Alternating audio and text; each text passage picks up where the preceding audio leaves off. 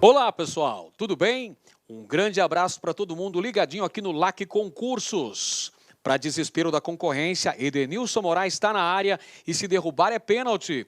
E hoje a gente começa a falar sobre história do Brasil. Vamos analisar uma série de temas importantíssimos que constam lá no edital para você que está estudando com determinação, com afinco, com vontade mesmo, com sangue nos olhos, com a faca entre os dentes, para ficar competitivo neste concurso.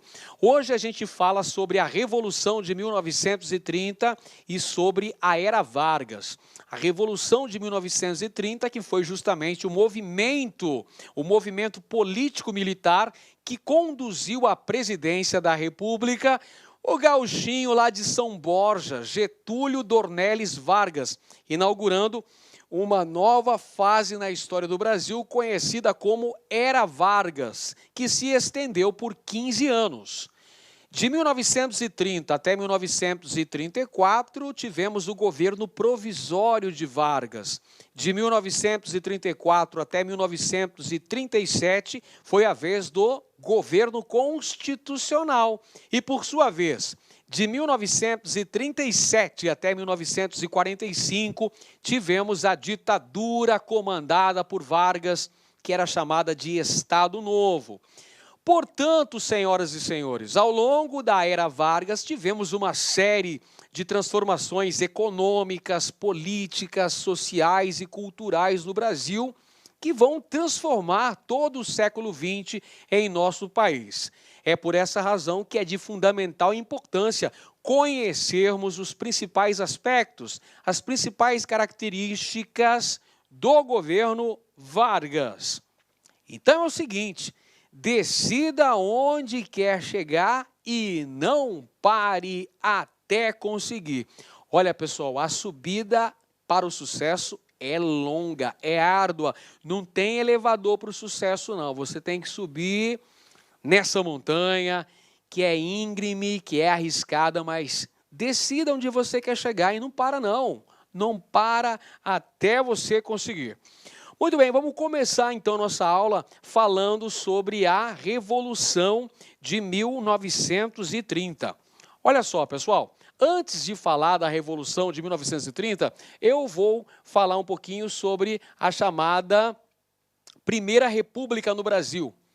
Primeira República no Brasil, que também é conhecida como República Velha. Primeira República ou República Velha é o período que vai da proclamação, ocorrida em 1889, até a Revolução de 1930, que conduziu Getúlio Vargas ao poder. Por sua vez, a República Velha está subdividida em dois períodos. O primeiro deles é chamado de República da Espada. República da Espada foi o período em que o Brasil teve dois presidentes militares. Isso vai de 1889 até 1894. O Brasil teve dois marechais ocupando a presidência da República. O primeiro deles foi o Marechal Deodoro da Fonseca, o proclamador da República, em 15 de novembro de 1889. E o segundo foi o seu vice, o Marechal Floriano Peixoto, que governou até 1894. Dois marechais, dois militares ocupando a presidência da República. É por essa razão, esse período ficou conhecido como República da Espada. A partir de 1894, com a eleição do primeiro presidente civil da história do Brasil, que foi Prudente de Moraes, nós temos o início das chamadas República das Oligarquias. República das Oligarquias, que vai acontecer até 1930, onde tivemos o predomínio das oligarquias, com destaque para a oligarquia cafeeira. É dessa época que vigorava a famosa política do café com leite, aquele acordo entre São Paulo e Minas Gerais, os dois estados mais ricos, mais populosos, que apresentavam o maior número de eleitores, apresentavam maiores colégios eleitorais no Brasil. Praticamente vão se revezar na condução da presidência da República em nosso país e vão ter alguns atritos ao longo desse período.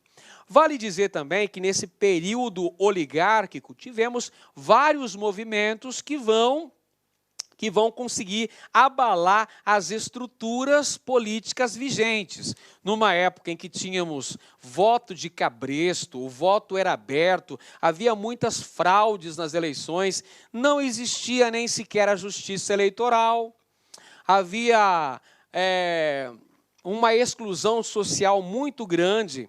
No Brasil, a maior parte da população, evidentemente, concentrava-se na zona rural, estava sujeita a péssimas condições de vida, o analfabetismo era alarmante em nosso país.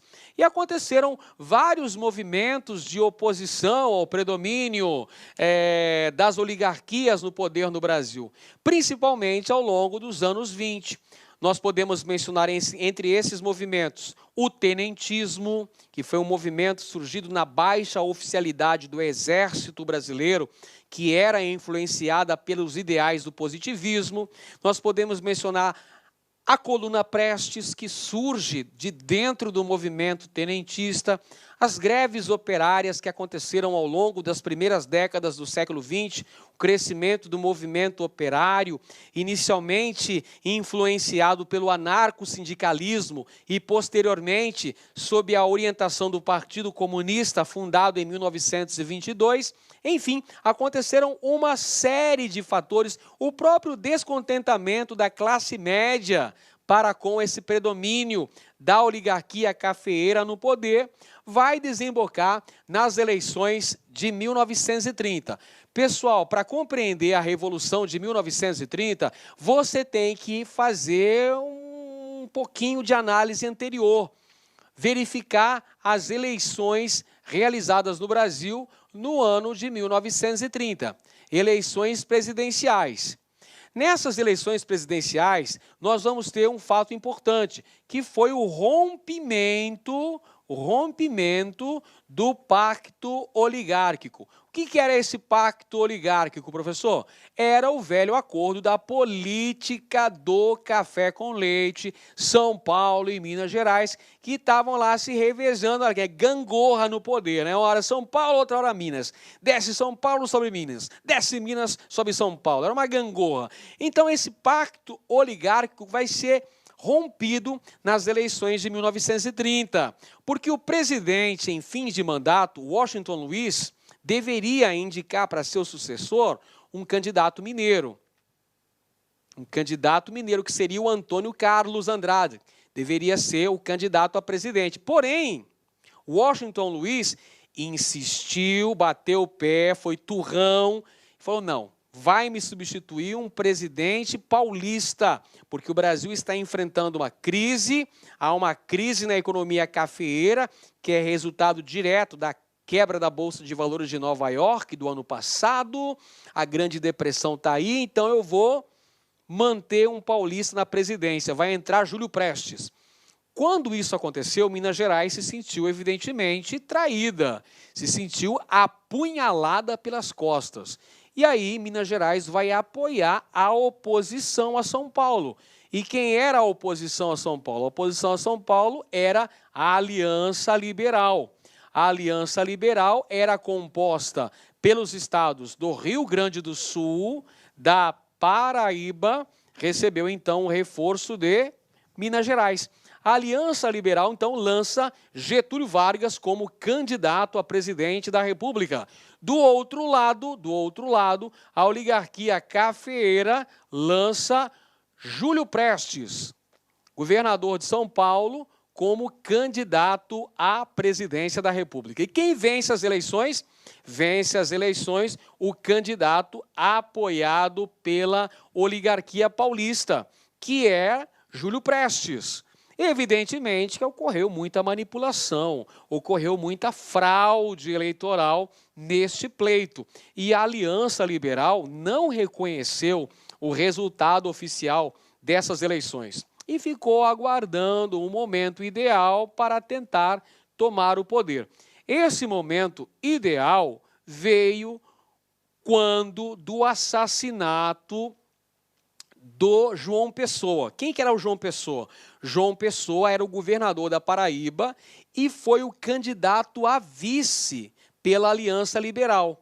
O candidato a presidente da República foi o gaúcho de São Borja, Getúlio Vargas, que era governador do Rio Grande do Sul. O seu vice era João Pessoa, governador da Paraíba. Acontece, pessoal, que em 1930 as eleições foram realizadas em março. Bacana. Mas aí aconteceu o assassinato de João Pessoa. Só que João Pessoa foi assassinado por questões de disputas políticas inerentes ao estado da Paraíba, pessoal. Há disputas oligárquicas que diziam respeito à Paraíba, a famosa revolta de Princesa, lá na Paraíba, pessoal, comandada pelo coronel José Pereira, que era um inimigo de João Pessoa. O assassinato de João Pessoa vai ser usado como estopim para dar início a um movimento que visava derrubar a oligarquia cafeeira do poder.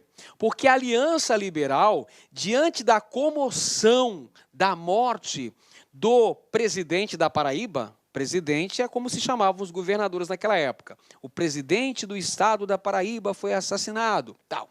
Isso gerou uma grande comoção, pessoal, uma grande comoção. Não apenas na Paraíba, mas em boa parte do Brasil.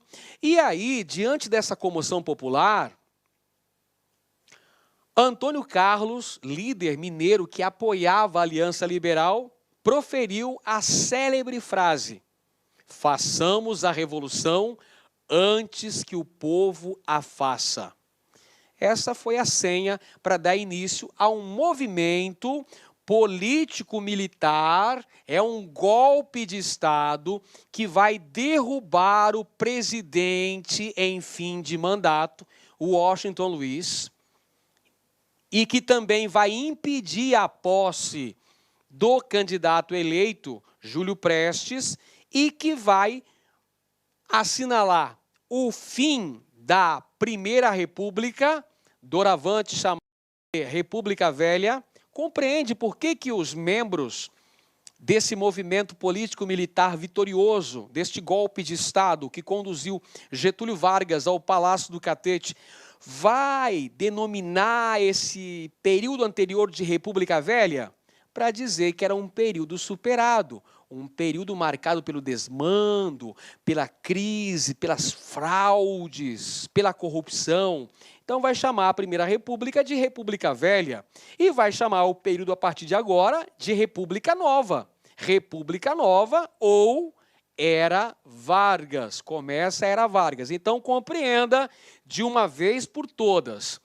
A Revolução de 1930 foi um golpe de Estado, é um movimento político-militar, contou com o apoio de parcela significativa das Forças Armadas brasileiras. Muitos tenentes vão aderir à causa da Aliança Liberal e vão ajudar Getúlio Vargas a chegar à presidência da República de forma provisória. Lembra? Vargas perdeu a eleição em 1930.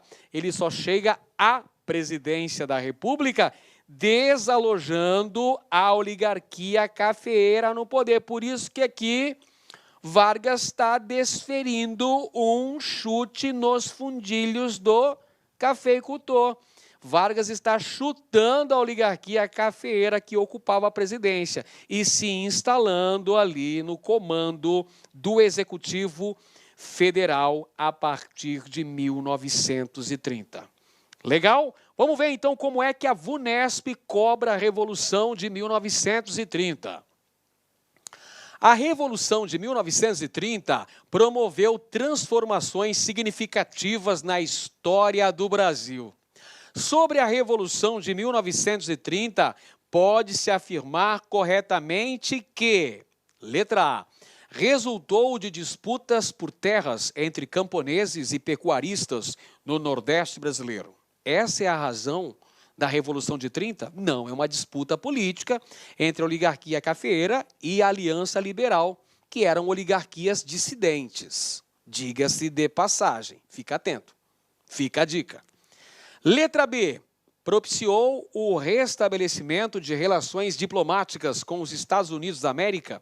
Não, porque essas relações não estavam rompidas. Está errado também a letra B. Letra C, representou os grupos sociais interessados em elaborar uma nova Constituição?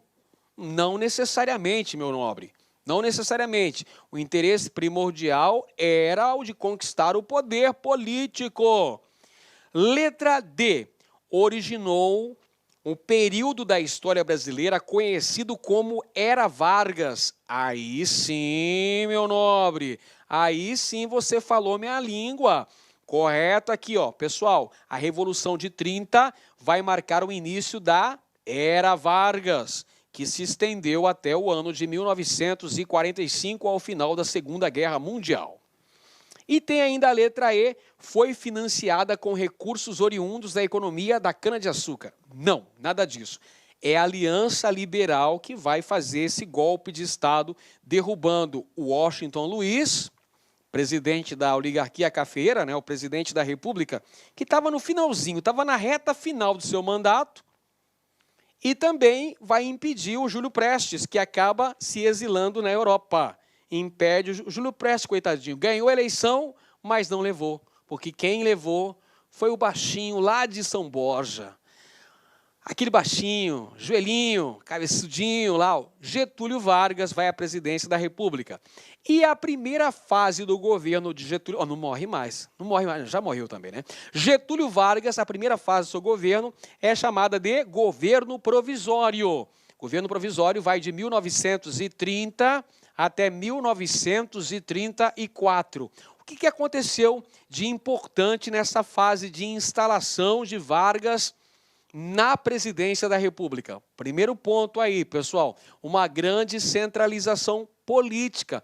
O poder vai se concentrar no executivo. Vargas vai fechar o Congresso Nacional, fechar as assembleias legislativas estaduais, fechar até as câmaras legislativas, as câmaras municipais. Há um grande controle, uma centralização do poder político, e para cada estado do Brasil nomeia-se um interventor federal, uma pessoa da máxima confiança de Vargas, geralmente um tenente que havia apoiado a Revolução de 30, é nomeado para governar os estados. O objetivo era combater as oligarquias regionais e consolidar a vitória da Revolução de 1930. Então, a dissolução do Legislativo, como a gente já falou, fechamento do Congresso Nacional e a criação do Conselho Nacional do Café. Ora, veja, o Brasil vivia um momento de grave crise econômica. Pergunta crucial para você. Qual era o principal produto da economia brasileira até então? O produto top de linha de exportação do Brasil qual era? Exatamente, era o café. E o café estava enfrentando crise. Por que dessa crise? Por conta da quebra da Bolsa de Valores de Nova York, onde os Estados Unidos, o principal comprador, o principal consumidor do café produzido pelo Brasil, vai limitar, vai restringir as importações do produto. Então, isso prejudica a economia brasileira. O que faz Vargas? Vargas vai utilizar verbas públicas para a compra dos estoques excedentes do café e cria o Conselho Nacional do Café no ano de 1933, no intuito de contornar os efeitos da crise, da Grande Depressão, que também atingiu o Brasil. E que o Brasil vai sair, basicamente, dessa crise com a intervenção do Estado na economia, com a criação do chamado Estado de Compromisso. Ainda no governo provisório, pessoal, temos a criação de novos ministérios. O Ministério do Trabalho, Indústria e Comércio é criado. Inclusive, as primeiras leis trabalhistas são aprovadas ainda durante o governo provisório de Vargas. E cria-se também o Ministério da Educação e Saúde. Isso tudo durante o governo provisório, esses 4 primeiros anos. Aí você fala, mas professor, peraí, o governo provisório durou 4 anos, eu nunca vi um provisório tão permanente assim. Exatamente. Getúlio Vargas prometeu que iria convocar novas eleições assim que chegou ao poder, isso lá em 3 de novembro de 1930, me lembro muito bem, como se fosse ontem lá. Eu vi os gaúchos amarrando os seus cavalos no obelisco do Rio de Janeiro, vi a chegada triunfal de Getúlio Vargas, com seu indefectível charuto, tragando lá o seu indefectível charuto, comemorando a vitória e prometendo convocar novas eleições para normalizar a situação, botar ordem no galinheiro, né? Só que ele foi gostando e foi ficando, né? Nesse provisório acabou durando 4 anos. Ao longo do governo provisório, ocorre um movimento importantíssimo, pessoal, que foi a Revolução Constitucionalista de São Paulo, deflagrada no dia 9 de julho de 1932. Atenção para este tema, porque a banca adora cobrar esse assunto aqui. Revolução Constitucionalista de São Paulo, ocorrida no ano de 1932, foi um movimento de oposição ao governo federal, liderado pela elite paulista, a elite cafeeira, que havia sido derrubada do poder pelo golpe da Revolução de 1930 e tentavam um contra-remédio, né? Tentavam uma contra-ofensiva a Vargas, uma contra-revolução. Perfeito? Vai usar como bandeira a defesa pela Constituição, porque quando Vargas tomou o poder, lá em novembro de 1930, no seu primeiro discurso, Vargas prometia ao povo convocar eleições e convocar uma Assembleia Constituinte que deveria redigir uma nova Constituição para o Brasil. Nesse período aí de 1930 a 1934, o Brasil não tem Constituição, porque Vargas cancelou a Constituição de 1891, a primeira Constituição republicana do Brasil. Depois, nas aulas sobre as constituições, eu vou caracterizar cada uma delas, apresentando o contexto histórico da elaboração e da vigência das 7 constituições brasileiras. Só estou dizendo que Vargas, quando chegou ao poder, cancelou a Constituição de 1891.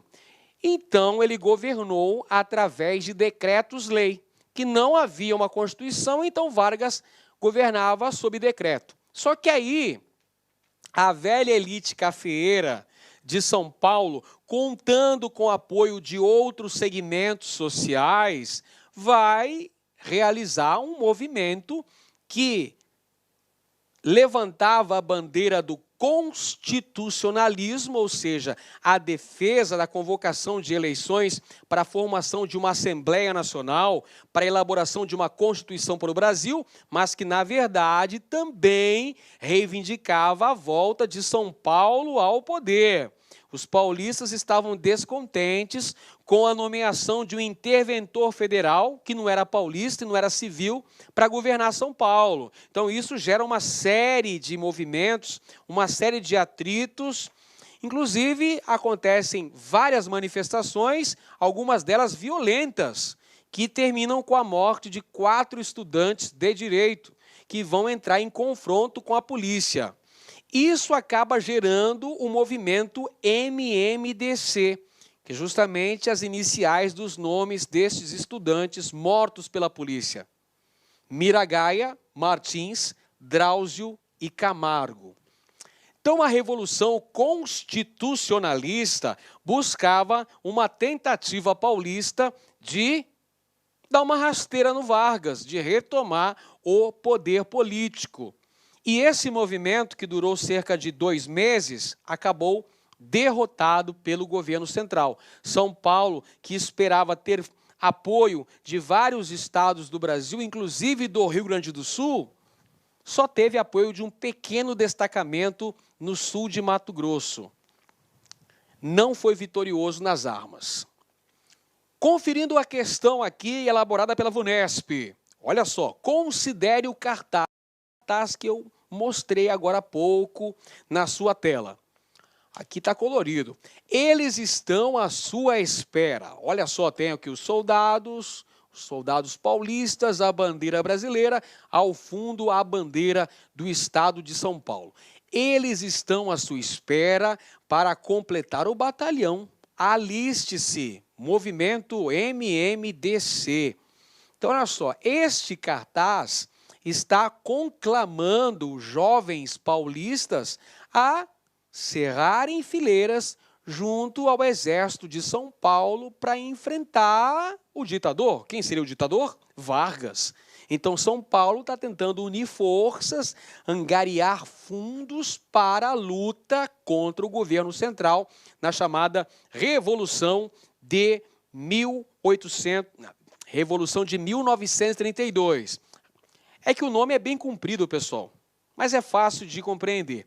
Revolução Constitucionalista de São Paulo de 1932. Viu como é fácil? Até eu sei. Então vamos lá. No início da era Vargas, surgiu um movimento mostrado no cartaz, que, alternativa A, utilizou a bandeira do constitucionalismo para opor-se ao governo federal.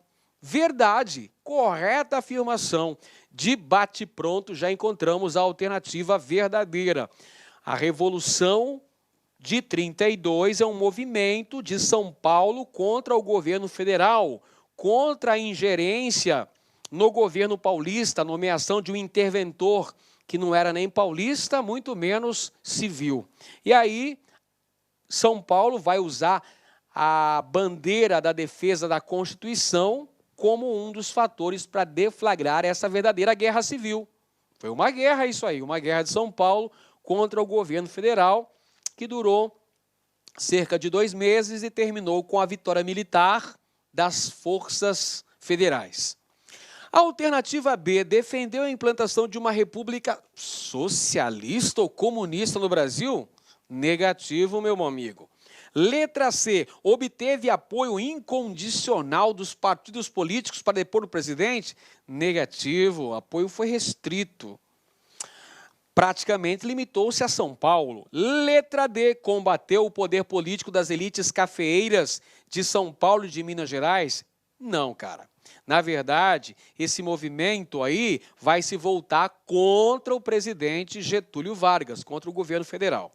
E letra E, apoiou o presidente em troca da legalização do Partido Democrático Paulista? Não, foi um movimento contra o presidente Vargas, contra a intervenção federal nos estados e propondo eleições para a formação de uma Assembleia Constituinte para a elaboração de uma nova Carta Magna para o Brasil. Fato que aconteceu. Eleições de 1933, já contando com novidade, pessoal. Que novidades são essas, professor?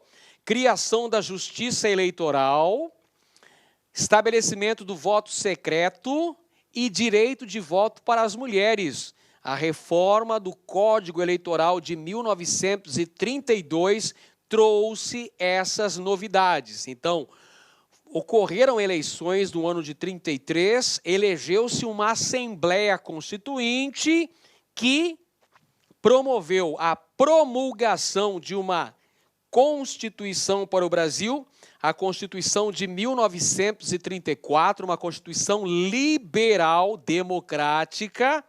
Os mesmos constituintes que aprovaram essa nova Carta Magna para o Brasil elegeram de forma indireta Getúlio Vargas. Então, Getúlio Vargas ganhou de presente mais um mandato, iniciado a partir de 1934. Deveria durar até 38, mas aconteceu algo no caminho que eu te conto já já. Fica atento que já já eu te conto tudo. Então temos a eleição indireta de Vargas, governo constitucional. Esse aqui começou em 1934, foi até 1937. Durante essa fase aí, pessoal, no Brasil, que é uma fase democrática, até certo ponto, nós temos uma grande influência da conjuntura europeia, vai se refletir aqui no Brasil. É claro que a geopolítica internacional tem grandes influências sobre o Brasil. O que estava acontecendo no âmbito global, o que estava acontecendo na Europa, tem ressonância aqui no Brasil. O que estava acontecendo na Europa, professor? Estava acontecendo uma grande polarização político-ideológica. Como assim? Eu vou explicar para vocês. Havia o crescimento de grupos de tendência fascista e também crescimento de grupos de tendência socialista. Isso acontecia na Europa, cara. Aconteceu. Olha só. Em 1922, a ascensão de Mussolini na Itália. Em 1933, a ascensão de Hitler na Alemanha. Temos a ascensão de Salazar em Portugal. Temos a ascensão na década de 30 de Franco na Espanha. Temos a consolidação da União Soviética com o governo do presidente Joseph Stalin. Então, essa polarização político-ideológica que acontecia na Europa vai se refletir também no Brasil com o surgimento de organizações de ideologias completamente antagônicas. Nós vamos ter, nessa época, a década de 30, o surgimento de grupos políticos diametralmente opostos. De um lado, a AIB, a Ação Integralista Brasileira, aqui representada pelo galo Tupã, pelo símbolo sigma, que simbolizava aí a união, Estado total, combatendo a influência do capitalismo internacional e a influência do bolchevismo, né? Apresentado aqui como minhocas sendo detonadas pelo galo Tupã, essa AIB, grupo de tendência fascista. Os camisas verdes, como eles se auto-intitulavam. De outro lado estava a Aliança Nacional Libertadora, ANL, que era um grupo de tendência comunista, um grupo de tendência socialista, que combatia o fascismo no Brasil. Tanto é que eles chamavam os integrantes do integralismo de galinhas verdes. Então são esses dois grupos que surgem no Brasil durante o governo constitucional de Vargas. Por isso que ocorre essa grave polarização político-ideológica. De um lado temos a Ação Integralista Brasileira, grupo de tendência fascista de extrema direita, que tinha como principal mentor intelectual, principal liderança, Plínio Salgado. O lema do integralismo era Deus, Pátria e Família. E eles defendiam, entre outras coisas, um Estado forte, antiliberal e anticomunista. Já sacou então que os integralistas eram contra os comunistas. De outro lado estava a Aliança Nacional Libertadora, a ANL, que era um grupo de tendência socialista representando vários setores da esquerda brasileira. A principal liderança política dos aliancistas da ANL era Luiz Carlos Prestes. Luiz Carlos Prestes, o Cavaleiro da Esperança. um dos líderes da chamada Coluna Prestes, que percorreu cerca de 25 mil quilômetros pelo Brasil entre os anos de 1925, 1927, aproximadamente aí nessa época. Não me lembro bem, era bem criança nessa época, né? Que aconteceu a Coluna Prestes, pessoal. Luiz Carlos Prestes, ele foi para o exílio, esteve na União Soviética, foi treinado lá pelos bolcheviques, né? Pelos membros do Partido Comunista Soviético, e vem para o Brasil para formar esse grupo de tendência socialista que visava estabelecer um golpe de Estado para implantar o socialismo no país. Eles defendiam, entre outras coisas, a reforma agrária, o estabelecimento de um governo de tendência popular. Este grupo foi colocado na ilegalidade por Vargas em 1935. Então, Vargas fechou, mandou fechar, colocou na ilegalidade os aliancistas. Por conta disso, os aliancistas tentaram um golpe contra Getúlio Vargas, um levante armado que deveria acontecer nos quartéis militares em Recife, Natal e no Rio de Janeiro, mas acabou se tornando uma fracassada tentativa de revolta contra Vargas, porque as principais lideranças aliancistas acabaram presas, dentre elas Luiz Carlos Prestes, o líder principal da ANL, e sua companheira Olga Benário, alemã de nascimento, alemã e judia, que estava inclusive gestante, que acabou deportada para a Alemanha, onde morreu num campo de concentração, pessoal. Esse movimento, que posteriormente ficou conhecido como Intentona Comunista, foi usada como pretexto para que Vargas governasse sob estado de sítio, estado de alerta. E mais tarde, lá pelo ano de 1937, vem a implantação de uma ditadura através de um golpe de Estado, datado de 10 de novembro de 1937, que implantou o chamado Estado Novo no Brasil. E qual foi o pretexto para a decretação do Estado Novo por Getúlio Vargas? Vargas vai usar o chamado Plano Cohen. E o que foi o Plano Cohen? O Plano Cohen, pessoal, foi uma fictícia ameaça de dominação comunista no Brasil. Um suposto plano apoiado por Moscou, que iria matar o presidente da República no Brasil, que iria implantar o socialismo no Brasil. Então isso acabou alarmando a população. Na verdade, o Plano Cohen é forjado, ele foi idealizado, foi feito pelo capitão integralista Olímpio Mourão Filho.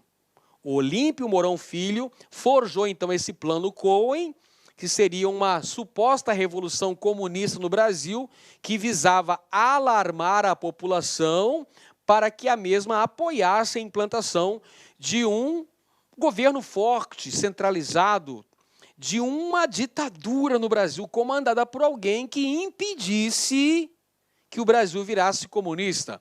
No caso, Getúlio Vargas. Então, o Plano Cohen foi usado por Vargas como justificativa, como pretexto para a implantação da ditadura do Estado Novo.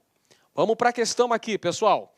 No dia 30 de setembro de 1937, os jornais anunciaram a descoberta pelo Estado-Maior do Exército de um plano de insurreição comunista atribuído ao Comintern e assinado por um nome judaico, Cohen. Dia 10 de novembro de 1937, o Exército cerca o Palácio Monroe, no Rio, onde funciona o Senado. Com o apoio das armas, Getúlio Vargas fecha o Congresso e extingue os partidos políticos. Citação aí extraída do livro Brasil, Nosso Século. Os eventos descritos no texto estão ligados. Então, o que falou o texto aí, professor? Você prestou atenção? O texto fala dos momentos que antecedem a implantação de uma ditadura no Brasil, comandada por Getúlio Vargas. Fala aí da descoberta de um suposto plano comunista no Brasil com apoio do Comintern. O que é esse Comintern, professor? É o comunismo internacional, tá? Com apoio da União Soviética, que supostamente iria tomar o poder no Brasil. Hoje sabemos que esse plano era uma falácia. Esse plano nada mais foi do que uma invenção, ele foi forjado, é um plano mentiroso, mas foi usado por Vargas e seus asseclas para justificar o fechamento do Congresso, a extinção dos partidos políticos, a censura aos meios de comunicação, uma Constituição fascista, inspirada na Constituição polonesa. Por isso que a Constituição de 1937 é apelidada de polaca, porque ela era inspirada na Constituição da Polônia e foi redigida por Francisco Campos. Vamos lá, então. Os eventos descritos no texto estão ligados. Alternativa A. A repressão desencadeada pelas tropas getulistas contra a tentativa de golpe realizada pelos comunistas da Ação Integralista Brasileira. Opa, toma cuidado aqui, meu amigo, minha amiga. Toma cuidado aqui, olha só. Ele falou que é um golpe dos comunistas da Ação Integralista Brasileira. Não, pessoal. Os comunistas estavam reunidos na ANL, Aliança Nacional Libertadora. Vou falar de novo. Os comunistas estavam reunidos na ANL. Os comunistas eram chamados de aliancistas. Eles estavam na Aliança Nacional Libertadora. Quem estava na Ação Integralista Brasileira eram os fascistas. Os integralistas eram os fascistas. Os aliancistas eram os comunistas. Então, não confunda alhos com bugalhos, pelo amor de Deus. Vamos lá, prestar atenção. Pegadinha aqui, pessoal. Está errada essa afirmação. Letra A está errada. Então, já vamos excluindo a letra A. Vamos para a letra B, então. A estratégia utilizada por Getúlio Vargas e seus assessores para justificar a implantação do regime ditatorial do Estado Novo. Dá joinha aqui, ó. Dá joinha aqui. Beleza, tá correta essa afirmação B. O Plano Cohen, uma fictícia ameaça de dominação comunista no Brasil com apoio do Comintern, foi forjado pelos integralistas e foi usado por Vargas e seus assessores diretos para justificar um golpe de Estado, cara. Porque, olha só, em 1938 deveriam ser realizadas novas eleições para presidente e Vargas não poderia participar. Então, o cara, olha só, olha a astúcia do Vargas. Ele dá um golpe de Estado e implanta uma ditadura, fecha Congresso, implanta censura, implanta uma Constituição fascista no Brasil, implanta até mesmo pena de morte para casos políticos. Imagina só, a parada ficou sinistra. Período ditatorial conhecido como Estado Novo. Durou de 1937 até 1945. Letra C. Ao golpe militar que depôs o presidente eleito Washington Luiz, permitindo que Vargas assumisse o governo do Brasil. Não, pessoal, este evento a gente já estudou no início da aula. O golpe que depôs o presidente Washington Luiz e impediu a posse de Júlio Prestes foi a Revolução de 30.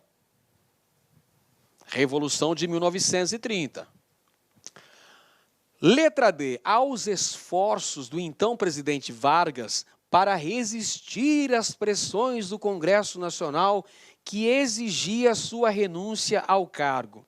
Não, pessoal, essa afirmação aqui aplica-se à crise política vivida no Brasil no ano de 1954, que vai culminar com o suicídio de Getúlio Vargas, ocorrido no dia 24 de agosto de 1954, no Palácio do Catete, dando um tiro no peito, um tiro no coração, deixando a vida e entrando para a história. Outro contexto, está errado também.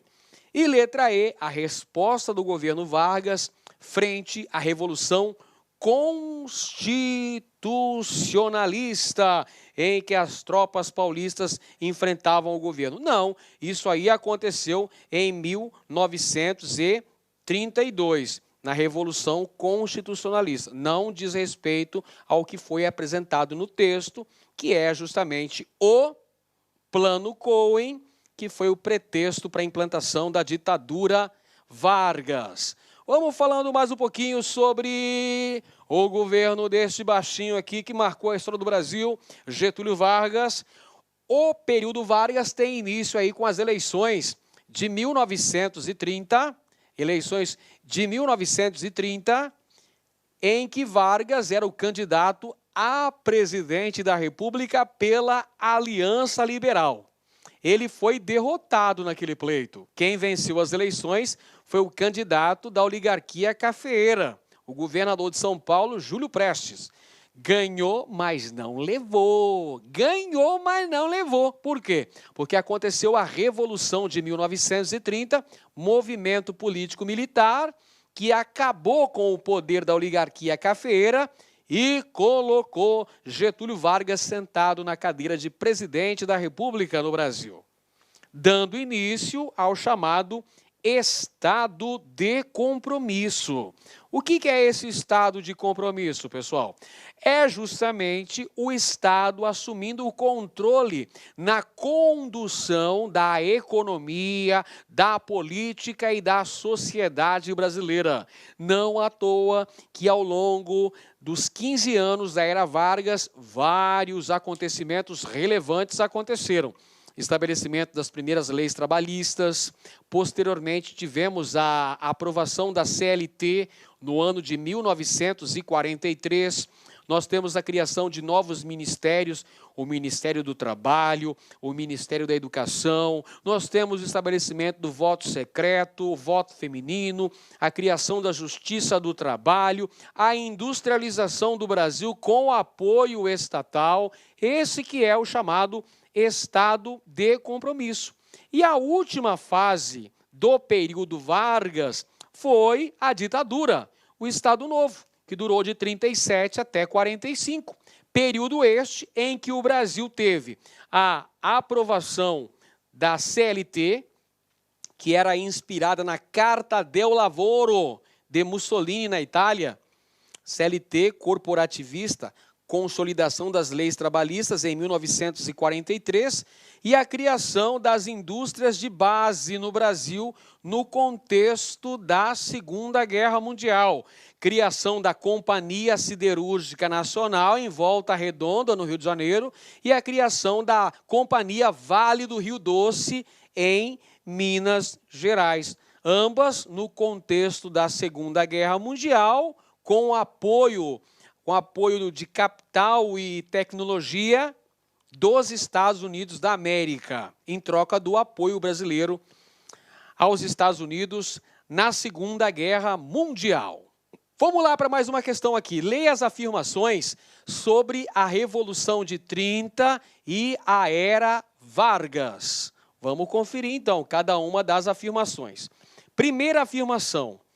A emergência da classe média, do tenentismo, do movimento operário, contribuiu para a vitória da Revolução de 1930. Olha, podemos considerar essa afirmação verdadeira porque estes são movimentos, os anseios da classe média, a oposição do tenentismo ao domínio oligárquico cafeeiro, as greves promovidas pelo movimento operário, vão abalar as estruturas, vão provocar ranhuras irreparáveis no edifício político do poder cafeeiro, da chamada república oligárquica. Então, isso abala, sim, o poder da oligarquia cafeeira e contribui para a vitória da Revolução de 30, liderada pela Aliança Liberal, tendo à frente Getúlio Vargas. Número 2. Estados da Federação insatisfeitos, especialmente com a hegemonia de São Paulo, associados a setores econômicos como charqueadores, produtores de açúcar, de cacau e segmentos industriais, contribuíram para derrubar o Estado oligárquico. Mais uma afirmação correta, pessoal. Afirmação correta. Vamos voltar aqui. Espera aí, vou colocar aqui embaixo. Verdadeira afirmação 1. Afirmação 2 também está correta, pessoal. Perceba que havia muita dissidência oligárquica. Vamos voltar aqui à afirmação dissidências oligárquicas. Muitos insatisfeitos com a hegemonia paulista na presidência da República. Muitos setores descontentes com o predomínio de São Paulo e vão apoiar a Aliança Liberal, que lançou Getúlio Vargas como candidato à presidência da República. 3. Em 1937, Vargas fechou o Congresso Nacional, instalou o Estado Novo e passou a governar com poderes ditatoriais. O governo passou a ser centralizado e o Departamento de Imprensa e Propaganda atuou na linha de frente da censura. Olha só, a gente ainda não falou sobre as características principais do período conhecido como Estado Novo, o período ditatorial comandado por Vargas. Mas essa afirmação também é verdadeira, pessoal. O Estado Novo é um período de ditadura Vargas, cujo principal órgão de censura era o Departamento de Imprensa e Propaganda, o DIP. O DIP tinha duas funções. Você tem uma ideia, o Departamento de Imprensa e Propaganda era inspirado no Ministério da Propaganda nazista, lá de Joseph Goebbels, da Alemanha nazista. Então, o objetivo do DIP, Departamento de Imprensa e Propaganda, dois objetivos básicos. Vamos lá. Promover o culto à personalidade de Vargas, não é à toa que Vargas vai ficar conhecido nessa época como o pai dos pobres. E segundo, fazer censura aos meios de comunicação, censurando tudo. Censurando jornais, revistas, peças teatrais, filmes, músicas. Esses eram os objetivos do Departamento de Imprensa e Propaganda, DIP. Departamento de Imprensa e Propaganda, como eu disse, era inspirado no Ministério da Propaganda de Hitler. Você tem uma ideia que a parada era sinistra, né? Item 4, entre as realizações da era Vargas, pode-se destacar criação da Justiça do Trabalho, correto. Criação do salário mínimo, correto. Da consolidação das leis trabalhistas, ou leis do trabalho em 43, correto. Além de obras na área de infraestrutura, como a Companhia Siderúrgica Nacional, inaugurada lá no ano de 42, se não me falha a memória. Verdadeiro também, pessoal, tá tudo correto aí, bacaninha. Olha só, estão corretas quais afirmações? Ó, todas, 1, 2, 3 e 4. Todas as afirmações estão corretas. Todas estão corretas. Muito bem, pessoal. Vamos chegando aqui na reta final da nossa aula. Aí você pode se perguntar assim, mas peraí, professor, e o Estado Novo? E a participação do Brasil na Segunda Guerra Mundial? E a criação das indústrias de base? E o estabelecimento da CLT? E a queda de Vargas? Calma, tudo isso eu deixo para o próximo episódio. Você tem que acompanhar a série, tem que ser igual ao Netflix. Tem que manter a audiência para a próxima aula, pessoal. Uma chave especial para aprovação é a autoconfiança. Uma chave para a autoconfiança é a preparação correta. É como eu sempre digo aqui no LAC. Você tem que se preparar com antecedência, planejamento e foco. Assim você vai conquistar a sua tão sonhada vaga nesse concurso. Um grande abraço a todos, muito obrigado pela audiência e até a próxima. Valeu, pessoal! Clique Lac.